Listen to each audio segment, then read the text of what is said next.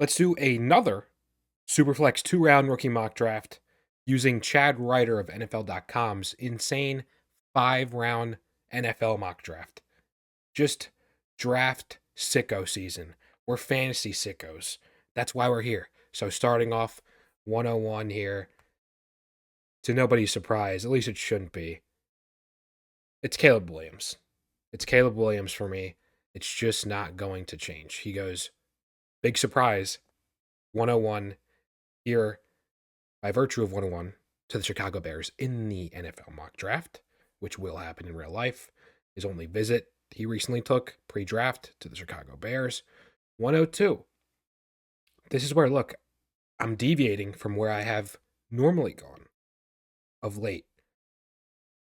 Marvin Harrison here goes 5th overall to the LA Chargers.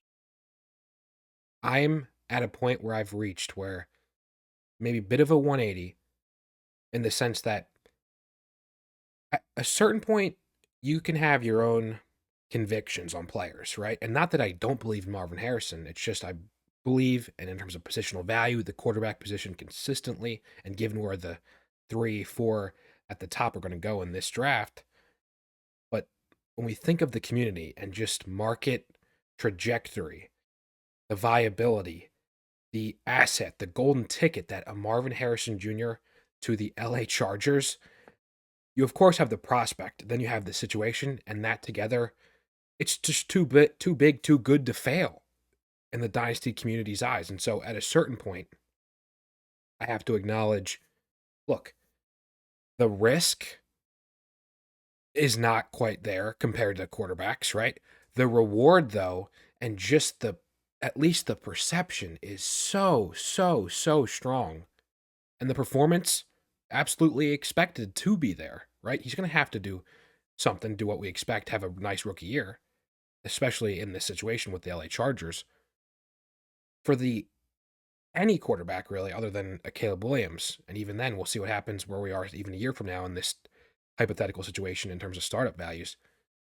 You would have to expect an uncommon, a CJ Stroud-esque plus type of rookie season, which that's unreasonable for the average. For most 85% plus random that number thrown out there of quarterbacks. You get the message, right?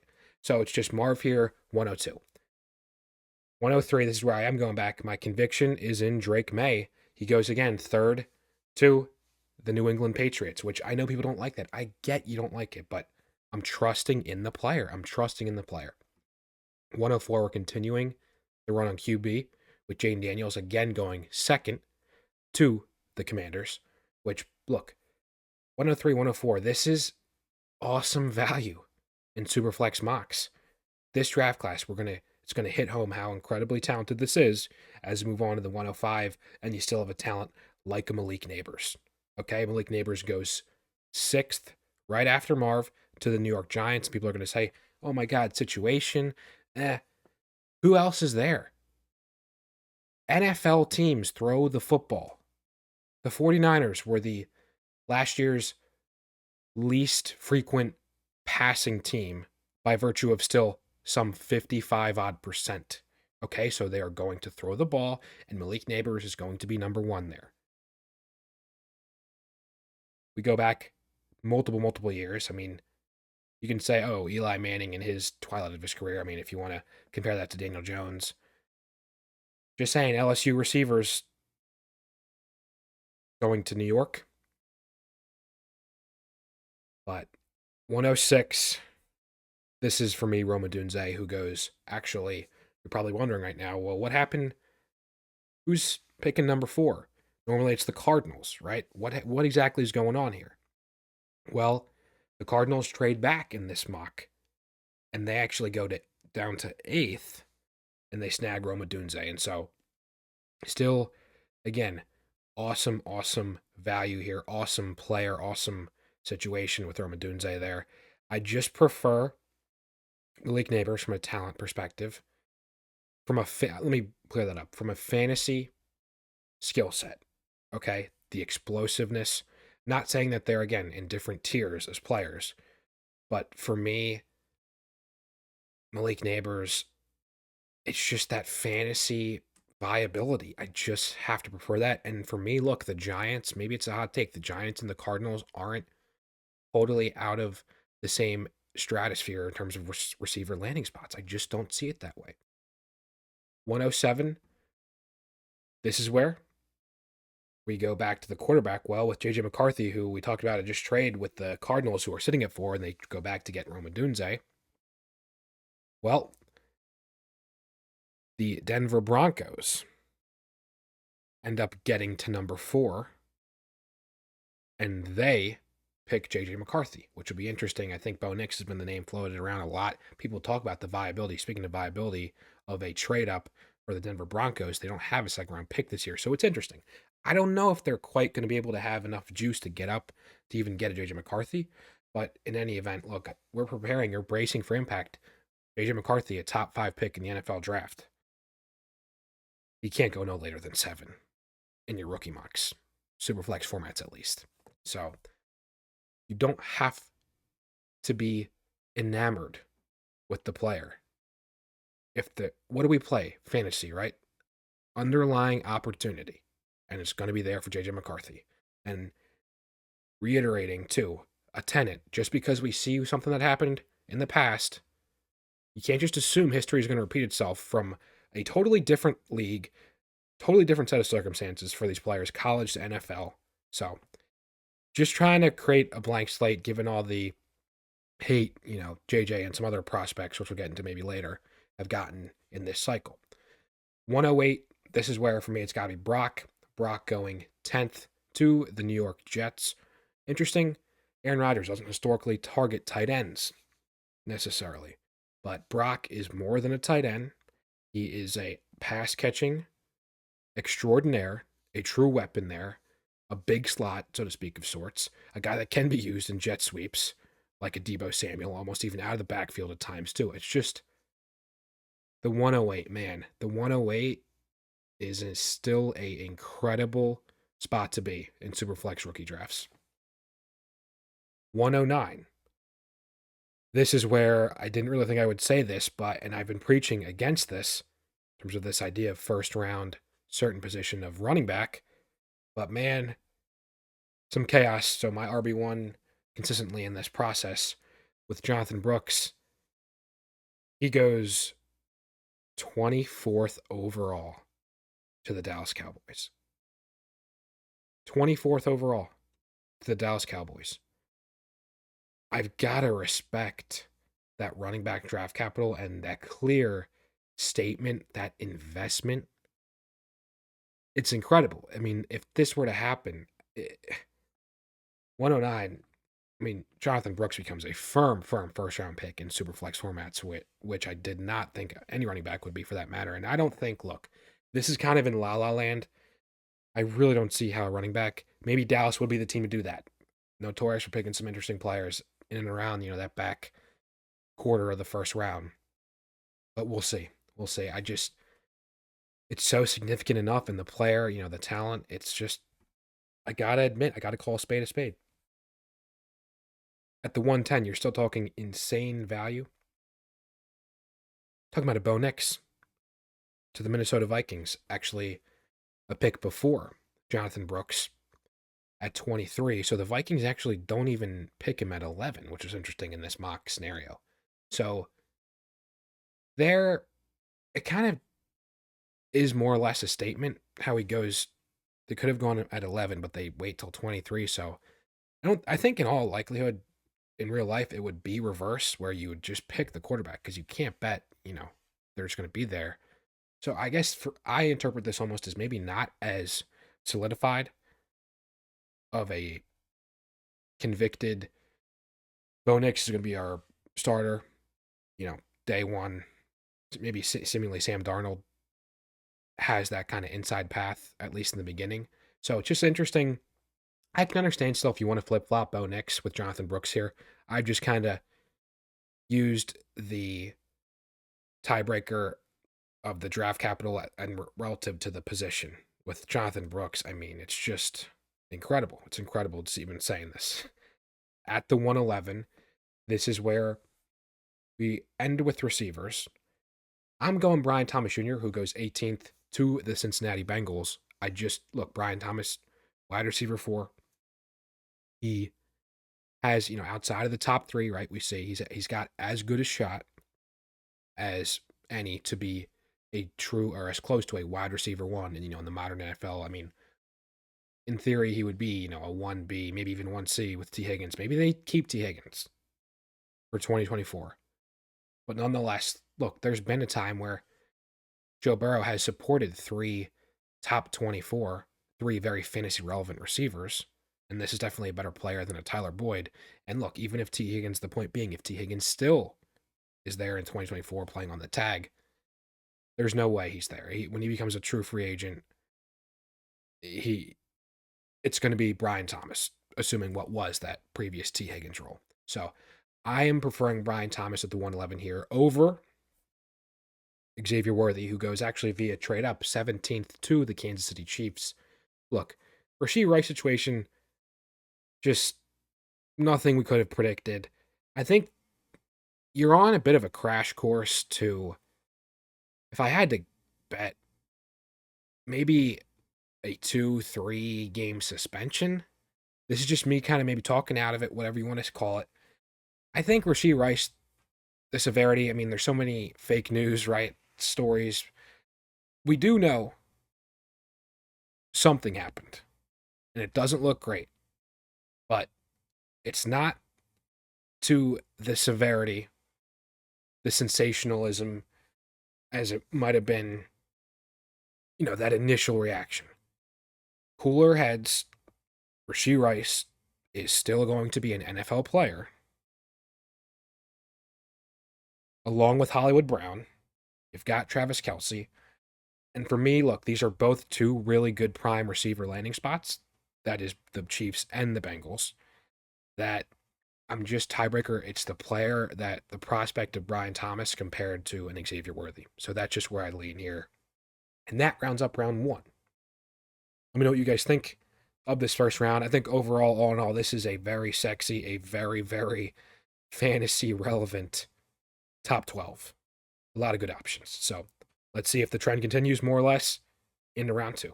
At the 201, this is where we go back to the QB well with a Michael Penix going 33rd, top of the second, to the Vegas Raiders, which really, really awesome spot, I think, in terms of just the viability, the trajectory for him to really be a starter sooner rather than later in 2024. And look, an opportunity to really, for him to take it and run with it. It's interesting, think of Devontae Adams there, who's been, in terms of this class, comp to a Devontae Adams. Well, a guy, a little Roma Dunze, if you heard of him. So it's just interesting, the situation. It just really aligns nice for any quarterback that Vegas could possibly take. I still think they're very much in play in the first round, where they sit around 12, 13, 14. Just doesn't quite pan out in this scenario. But nonetheless, 202. This is where we go back to RB. We're going with RB2 here. It's Blake Corum, who goes top 40 to the LA Chargers, which, look, the coach, the Harbaugh connection, the identity, look, they want to build a really stout, ferocious, mauling offensive line, run in spades. I gotta recognize Blake Corum here. Notice in my recent running back rankings video, I didn't quite mention him, honorable mention necessarily, towards the end of that top 20. But nonetheless, here in this situation, which is very possible, I gotta put Blake Corum here. Early second round pick. 203. 203, this is where we get to receiver. And for me, we get into landing spot, especially after the first, right? Especially into the second round of your drafts. Landing spot can become a differentiator. And in this case, it's Tez Walker going 60th to the Buffalo Bills. No Stephon Diggs anymore. I know they've got Curtis Samuel, right? Khalil Shakir season. If there's anyone I'm betting on, it's going to be a Tez Walker, relatively, in that room. So I think it's a relatively straightforward decision for me. I know he had a weird Senior Bowl not the best start to his offseason with some drops in terms of, a peer setting going against the Quinyon Mitchells of the world. Or maybe, I forget if they were on the exact same team, but nonetheless, talented draft caliber players. A little bit of a weird start, but look, he had a solid combine. He's an athletic freak. And you got to recognize the Bills' landing spot. Potentially Josh Allen's number one. So, 204. This is where we go. Still, the receiver position. I'm probably going to surprise a lot of people here. For me, it's Rowan Wilson. And look, he goes, speaking of opportunity, floor ceiling combinations, we're talking about the New England Patriots at pick 68th. Look, this is, in reality, a correlative, the connection with Mr. 204 to 103 with Drake May. So I think he really can emerge as Drake May's best friend there in Foxborough and establish a connection for years to come. So I really like Roman Wilson here in the early second. Maybe it's a hot take. Look, these bad teams that people just, oh, they're terrible. They're terrible. Getting an infusion, specifically addressing with the Patriots in this case, and then Malik Neighbors even at the 105, which I know it's going to still get some shtick with the Giants in particular. These players, they're talented players. They're infusing, they're being injected into these bad situations, obviously. They can transcend it. It doesn't mean they're just going to be simply a victim of circumstance. Otherwise, why are we even having this draft? Just pencil everything in for Chargers, Chiefs, Bengals, Bills, right? That's the whole point of mock drafting, of drafting rookies. The spots aren't always going to be so crystal clear from the jump. Look, we have Marvin Harrison. He is really an exception to the rule here in this case, but nonetheless, pardon that tangent there, but I think it was somewhat reasonable, somewhat noteworthy. 205, we're continuing the receiver train here with a Mr. Look, maybe it's biased, but Xavier Legette, he goes top 50 to the New Orleans Saints. And look, it's not the best. I know that you've got Chris Olave there, but it's Olave and then what? So I really like Legette and I like his skill set too. In terms of flavors, it's a little bit different than a Chris Olave and really provide some help to Derek Carr, make things a lot easier, potentially unlock a different gear to what we've seen previously with the Saints. Obviously, they really have to address offensive line. So we'll see what exactly happens, in the draft. But I got to honor Xavier Legette here. 206 for me. I can't ignore the capital with this player, and I like Alad McConkey. He goes, again, Tennessee. 38th to Tennessee. Look, I'm a believer in Tennessee overall with Callahan, and really moreover with Will Levis being a huge winner. And obviously, this is only another example of that being a major winner with getting Alad McConkey in this case.